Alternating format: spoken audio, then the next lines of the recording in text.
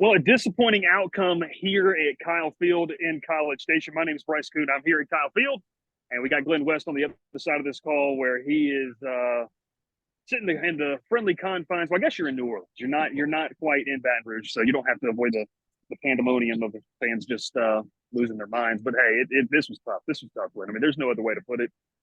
LSU, tale of two halves. That's what Brian Kelly said. I mean, it's a tale of two halves. You can say everything that you want about what went right in the first half, Glenn. I think we'll start here. Everything that went right in the first, it was the exact opposite in the second, complete meltdown, and really just embarrassing. And I think frustrating for media and fans alike. They really thought this team would have an opportunity to make a statement. It looked like they were on their way to do it. Yeah, look, I mean, you were up 17-7 at half. You left opportunities there on the door with those two missed field goals in the first half. You were really hoping those wouldn't come back to bite you in the second half. But yeah, look, I mean, it was just not a very well executed second half game plan at all. You give credit to Texas A&M for making the adjustment that they did in the second half by putting Marcel Reed in that game. Certainly was a huge factor in Texas A&M coming back and winning that game.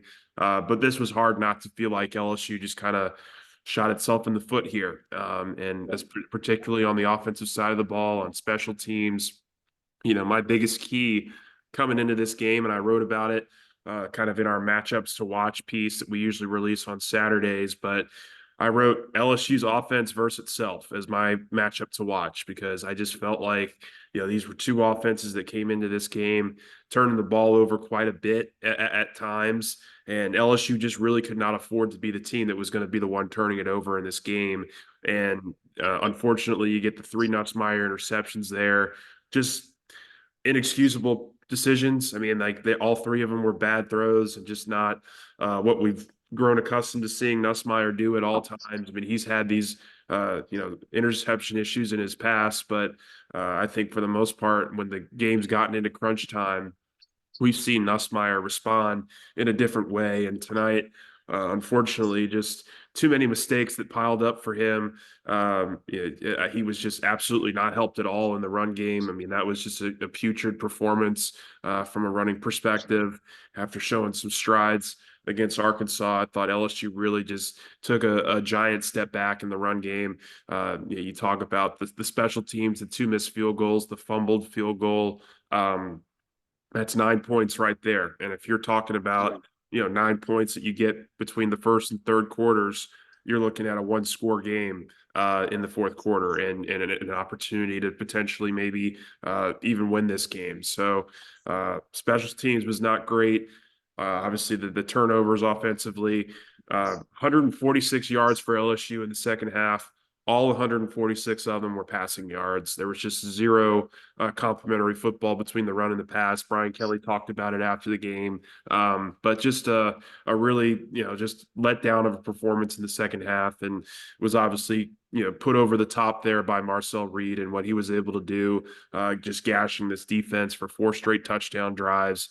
You cap it off with a field goal at the end to really kind of put you up by 2 scores and keep LSU from really having any kind of opportunity to get back into the game late. Just a really, really long struggle there for LSU in the second half of 30 minutes that you hope doesn't come back and define this season. I think LSU still has some opportunities to reach their end of the year goals, but they have to play pretty perfect from here on out. But you were at the stadium. You had an opportunity to obviously get to hear the crowd, hear kind of maybe what the atmosphere was like. Just maybe walk us through just kind of what your overall thoughts are as LSU walks out of here as and a 2 touchdown loss.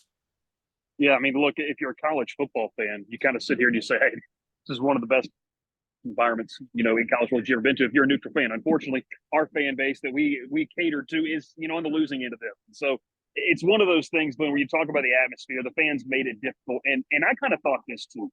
That first interception, I want to give credit. In the first half, LSU's defense was suffocating. There was not much that A&M could do at all. Connor Wigman didn't look anything like the hype that he had coming into the game.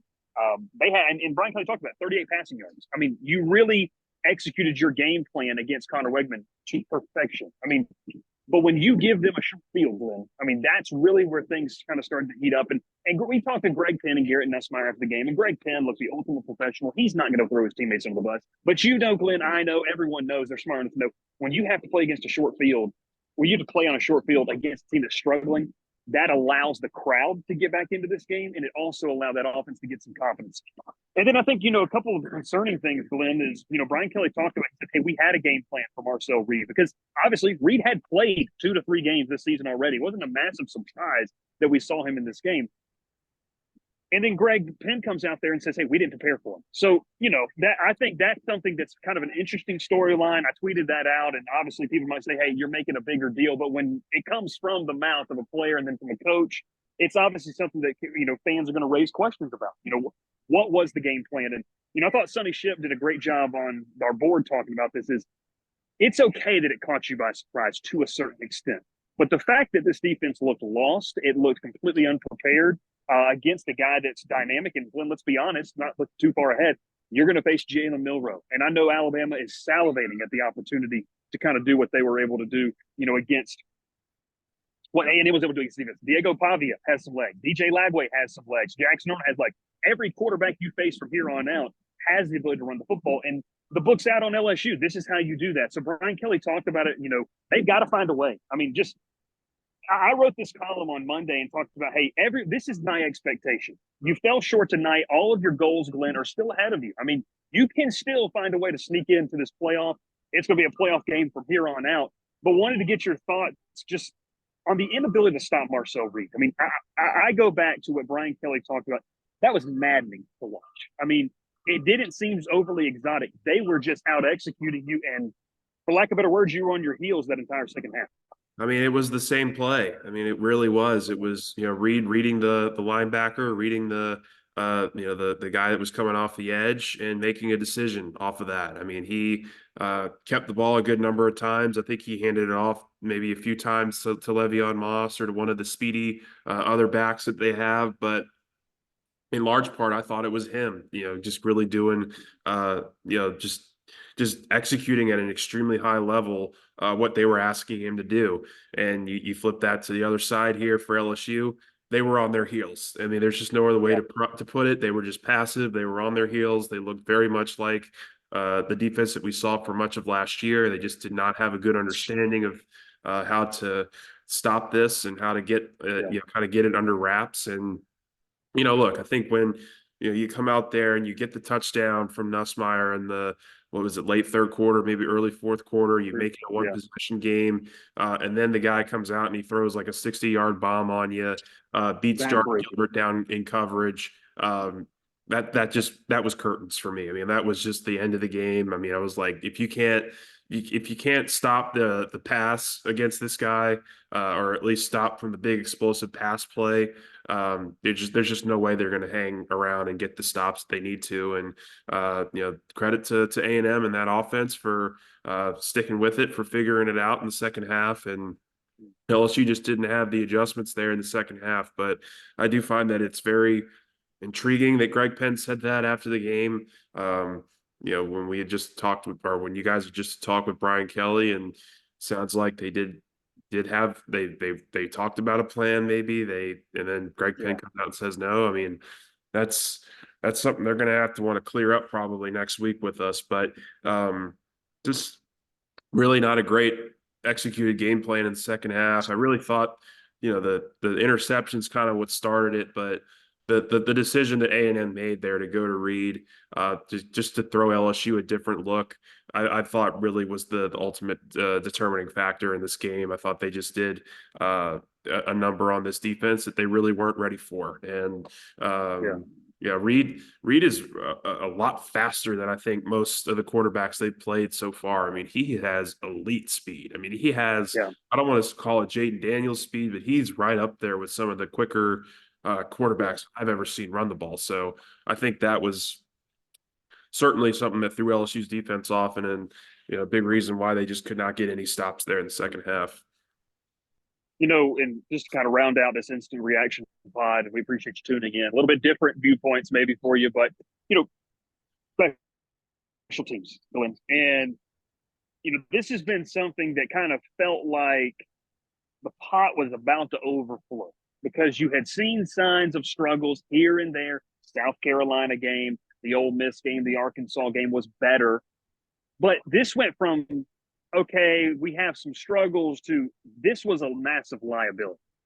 And Brian Kelly, out of all the questions, Glenn, that he was asked, you could tell he was most frustrated with special teams.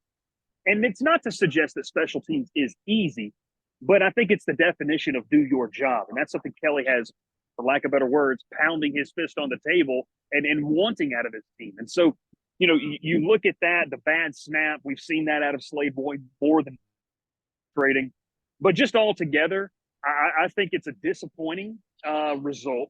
And for as much as we want to talk about the second half, Glenn, we'll kind of end it with this. The first half, you could have scored more. I mean, you can't settle for three, much less against good opponents. But on the road, you can't do that. And I tweeted out, I said, LSU settled for field goal. Watch that storyline as the game continues to move along. So just kind of round it out with your thoughts on maybe where they go from here. Obviously, a much-needed bye week, but just that first half, because we're not even having a conversation about the third and fourth quarter if it's a 24-27-7 game, there at halftime. Yeah, I think it's absolutely crucial that LSU needed to get a little bit more out of it than they ended up doing. I mean, you talked about it there at the offset, just how well the defense was playing for most of that first half. LSU, I think, drove the ball down the field on all of their possessions. I mean, you look at their drives in the first half. It was 87 yards, it was 49 yards, it was 90 yards, it was 45 yards, it was 21 yard on a short field. I mean, outside of the 3 and out on the first drive, they had 5-6 opportunities to score, and they only come away with 17 points there. You missed a field goal, you missed a couple field goals, and I think probably the thing that stood out to me was on those plays where you were on third and you were in third and long situations, and that was not the situation that LSU needed to be in, especially when they could not run the ball in the first half. I think, or I shouldn't just say the first half, but just the entire game when they were not able to run the ball, getting behind the chains, and really just putting all that pressure on Nussmeier in the passing game.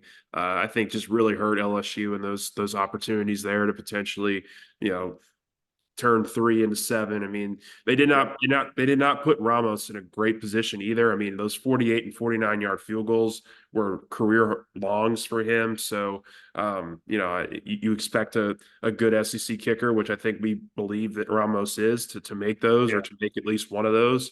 But LSU should have been way ahead, but other than 17-7. I mean, it should not have been a 10-point game. And yeah, that's just another way that you kind of contributes to a losing kind of outcome here. And I do think to your point, it's going to be a long 2 weeks over the next couple of weeks, getting ready for Alabama coming in here on November 9th. But I don't think they're completely out of it. We'll have to wait and see what the polls say, but I would imagine they're going to fall into the 14 to 16 range in the country after this weekend, and 4 games, 4 SEC games to kind of climb that ladder and see if you can't get back into that top 12 picture. And I'll be interested to see kind of what a potential one-loss LSU team in SEC play looks like in terms of the conference championship, and what kind of your outlook is there. But look, there's a lot of things that LSU needs to improve on before we even can think about getting to that point. So I think it's going to start finding some balance in the offense, getting the special team stuff cleared up. Certainly looking at how you approach running quarterbacks is going to be something they have to dive into hard here over the next couple weeks. But yeah, it's going to be a litany of things that I think LSU is going to have to really focus in on here, and I'll be interested to see kind of what they come up with. Yeah, kind of rounded out. Disappointing. You didn't finish the job. You had a chance. Killer instinct wasn't there. It kind of felt like the USC game in week 1 a little bit in terms of not being able to kind of put the nail in the coffin. And look, for all things considered, A&M is a good team. And when you allow a good team like that to hang around, they start to believe. And Glenn, I can tell you from being inside this place, you've been here before 2 seasons ago. When this place starts to believe again, they get to a game. Just like LSU was able to capture the magic of that crowd a couple weeks ago against Ole Miss, A&M did the same here. So it is what it is. And then last but certainly not least, And I got to have a conversation with Addie. She picked Ole Miss a couple weeks ago, and LSU won. And now she picks LSU to beat A&M, and A&M wins. So maybe reverse psychology when she gets ready for that Alabama LSU pick. But we'll see what happens. She's on a losing streak. She's on a losing streak. It's okay, though. Hey, this is the Go 24/7 podcast. We appreciate you tuning in. Make sure you hit the subscribe button. Make sure you like the video. He is Glen West. My name is Bryce Koon here from Kyle Field. And, man, we'll see you this week. Lots to discuss over on the message boards. Make sure you get your deal in, $1 for a month, because there's a lot to talk about. A lot of discussion ready to happen about this team in a crucial bye week.